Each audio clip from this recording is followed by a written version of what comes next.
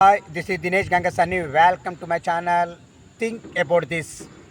కాళేశ్వరంపై justice PC Ghosh సమర్పించినటువంటి నివేదికని రద్దు చేయాలని కోరుతూ తెలంగాణ రాష్ట్ర తొలి ముఖ్యమంత్రి కేసీఆర్ గారు మరియు మాజీ ఇరిగేషన్ శాఖ మంత్రి తన్నీరు హరీష్ రావు గారు వేరువేరుగా హైకోర్టులో దాఖలు చేసినటువంటి పిటిషన్లపై విచారణని ప్రారంభించినటువంటి హైకోర్టు తదుపరి విచారణని 22 ఆగస్టు శుక్రవారానికి వాయిదా వేస్తూ తీర్పు ఇవ్వడం జరిగింది.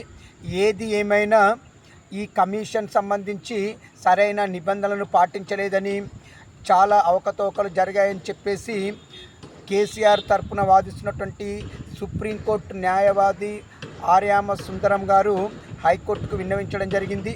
మరి దీనిపై తదుపరి విచారణలో ఏం తేలుతుంది, హైకోర్టు ఎలాంటి తీర్పును వెల్లడిస్తుంది అనేది సర్వత్రా ఉత్కంఠగా తెలంగాణ ప్రజలు ఎదురుచూస్తున్నారు. ఏది ఏమైనా కాళేశ్వరం ప్రాజెక్టుని తిరిగి అందుబాటులోకి తీసుకొచ్చి ప్రజలను కష్టాల నుండి గట్టెక్కించాలని నేను కోరుకుంటున్నాను. ఇట్లు దినేష్ గంగస.